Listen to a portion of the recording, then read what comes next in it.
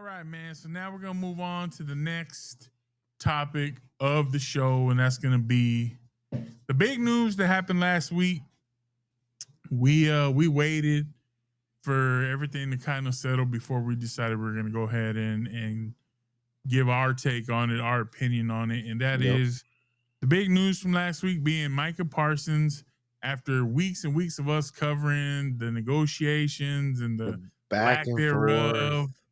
and the he said, and I didn't negotiate, and we're not gonna call nobody. All that went down, and Jerry talked to Stephen A. and was like, "There ain't nothing to these rumors about a trade of any kind." And then shortly thereafter, the news breaks that Micah's traded, and Micah is now a Green Bay Packer. And in return, the Dallas Cowboys get 2 first-round picks, Yep. and we got Kenny Clark, defensive tackle, Pro Bowl defensive Mm-hmm. tackle. Now he was hurt last year. I do believe he had an injured foot, He did. and so he's looking to recover this year. But I've seen some of the highlights. I mean, obviously, when you see a highlight reel of somebody, they're going to give you all The best plays, yeah. you know what I'm saying, the outstanding plays. But this Mm-hmm. guy, Kenny Clark, looks like he can penetrate. He can stop the run on the way to the passer. Mm-hmm. He's going to take on blocks. He's going to Yep. make those interior linemen work, and he looks like a piece that the Cowboys really needed to secure. Now, the one thing I will tell you is trading Micah Parsons, you do realize pretty quickly that, and Jerry even acknowledged it, the Cowboys are a little bit stacked at pass rusher. Mm-hmm. Now, I'm not going to say we have another Micah waiting behind Micah Parsons by By any any means, no, by any means, but no. but we're definitely a little long in the pass rush category where we can rotate some bodies in and kind of get that, try to get some of that production that we're going to lose with Micah not being here. Yeah. So for sure, and then to get 2 first-round picks, I like what Jerry said, and this was immediately what I thought was, you got those 2 first-round picks. Why not use, because now you have 4 in the next 2 years. Why not use 1 or 2, package them, and let's go get an established player Yeah. that's a proven commodity Who says that we're to not gonna do add that? Yeah. either at corner, Mm-hmm. at defensive end, at Mm-hmm. linebacker. I mean, somewhere, right? Like, Mm-hmm. you never know what we might go up and get. So I'm excited to see that. I'm excited for the possibilities to add some more people to the roster, especially with these picks. And we'll just kind of see how that plays out. But Julio, what was your initial reaction when you found out that Micah Parsons was no longer going to be a Cowboy? So let me start by saying that, I've always, anytime that we've talked about the Cowboys or in football in general, I've always said I'm a defensive guy first. I love the defense. Have always been a big fan of us picking up good defenders and things of that nature, making sure that our defense gets better, right? So when I initially heard the news, of course, just like everybody else, Micah was the face of our defense. He was the foundation, if you will, of our defense. We basically built that defense around him because of his pass rushing capabilities and things of that nature, right?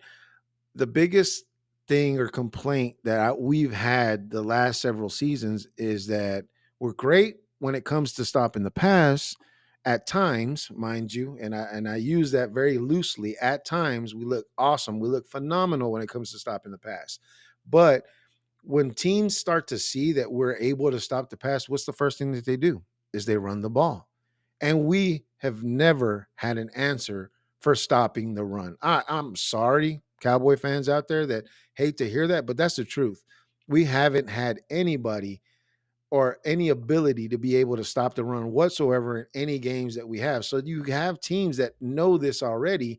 They try to do the passing the ball thing, and once they see that Micah's stopping them, they start to mix in the run. And what ends up happening, they end up opening the whole game up because they can run the ball on us. And once we start trying to bring more into the box to stop the run, they start passing it on us. So we got stuck between a rock and a hard place. But as far as I'm concerned, with the whole news of Micah leaving, yeah, I was a little disappointed because you are losing one of the best pass rushers in the game right now. But in the same turn of token, even though a lot of people, whenever they heard the news about Kenny Clark, going, "Who the hell is Kenny Clark, and why the hell did we end up picking him up?" The thing that you got to realize is that you got a Pro Bowl defensive tackle. I think he's been in the Pro Bowl 4 times, if I'm not mistaken. I could be wrong with that. I can't really remember right now off the top of my head because I did read some stuff up on him. But he's been a 4-time Pro Bowler. He's capable of stopping the run. He's capable of on most of the time making offensive double team him at the line of scrimmage, which opens up, somebody else to be able to either get some penetration into the backfield, or if not, make a sack. So to me, I think that we picked up somebody that's way more valuable on our end for what we need as a need for our defense, as opposed to something that we didn't need. Now, again, just like Joe just finished saying, it's not like we had another Micah Parsons waiting in the backfield and on the bench waiting to jump in for Micah now that we've lost Micah, but we do have some solid pass rushers. So it's not necessarily like we're hurting on that portion of it. I know a lot of people are going to say, well, the only reason you had some pretty good backup pass rushers is because you had Micah on one side, which that is valid. I'm not going to take that away from anybody. That is true. Having a top tier pass rusher like Micah gives opportunities for other players, right? But having a guy that can penetrate the line the way that Kenny Clark does, at least in his highlight reels. Again, I know that doesn't really say a lot because we're just looking at highlight reels right now, but it's going to be very interesting to see in this upcoming season how he's able to change the front line of that defense. I'm not necessarily worried about our secondary, even though it's kind of shaky, but I want to see what that interior line looks like now that we've added somebody like Kenny Clark. Because that right there, if we can stop the run, and now what we're worrying about is the pass, again, like Jerry said, who's to say that we can't use some of these first round picks to pick up another need that we may need to be able to make up for that, right? So I guess we'll see. But for right now, I think it's a brilliant move. I love the move, actually. Am I sad to see Micah go? Of course. Just like any Cowboy fan is sad to see Micah go. Micah, again, was the foundation or was the face of our defense. So, yes, of course, I am going to be a little sad that he's gone. But when I look at the long term implications of this, I like the move that we made. I like that we have 2 draft picks because of it, first round draft picks at that. So I'm really happy with what just happened. So I mean, we'll see. Time will tell. Yes, sir. Time definitely will tell. Now, just a couple of things before we continue on. Kenny Clark is a 3-time Pro Bowler. Okay. Uh, that I was off was by one. Yeah, it was 19, 21, and 23. So every other year. So with that being said, he's due for one this year in Yep. 25. So we Hmm. like to hear that. Him and Osa together on the interior, I think it's gonna be a nice little combination for Yeah. sure. That's definitely gonna help. Um, Now just some stuff that I'm kind of seeing through here. Uh, as far as Micah's deal with the Packers go, the Packers had kind of it almost felt like tampering, but the Packers were kind of rumored by I think it was a guy named Ricky Scoops. He was the Yeah. first one to just be like, Hmm. "Hey, you know what? The Packers are interested. This is what they're throwing out there." Blah blah Yeah. blah blah blah. Yep. And Micah ends up with a 4-year, $188 million contract with 136 fully guaranteed, and also a $44 million signing bonus. Thank you, Julio, for that research. Appreciate you, Hmm. my boy. Now, the one thing that we kind of were back and forth on was Micah's like, "Oh, my back hurts. Oh, this, and that." Mm. Well, if you guys have watched this podcast long enough, then you'll remember one of our co-hosts, To Trill. He actually sent me a message here, kind of letting me know some breaking news. Mm. Now, the Packers were very interested in kind of streamlining the process to get Micah Parsons into their building. So, what it's just come out now, as it says the Packers were not totally aware of Micah Parsons' facet joint sprain on his L4, L5 vertebrae when they passed him through his physical, approving the trade with Dallas. If Parsons plays for the Packers in 2025, he will need regular epidurals, according to doctors. That means he will consistently need back shots. Wow. Pause. Pause. No Diddy. No No Diddy. Diddy. But he will need an epidural, the That's same kind of crazy, epidural that bro. you're talking about women get when they're giving birth. Yeah. You'll need that. Yeah. So, did the Dallas Cowboys win this trade based on the fact that Micah may be damaged goods? And we got a couple first, and we got a Pro Bowl defensive tackle. A lot of people will tell you, hey, Micah was, he was next level, this and that. Another guy that used to be on this show, Jay has been very vocal in our Yeah. group chat Mhm. about how Micah's fades down the stretch every year. He's good for And he's about not wrong. 13 He's not sacks, wrong. Mhm. and he can't play the run. He can't stop the run. He's Mhm. not as productive as TJ Watt, Miles Garrett, and I Is he can't wrong? argue any of that. No, you cannot argue those You can't. those facts.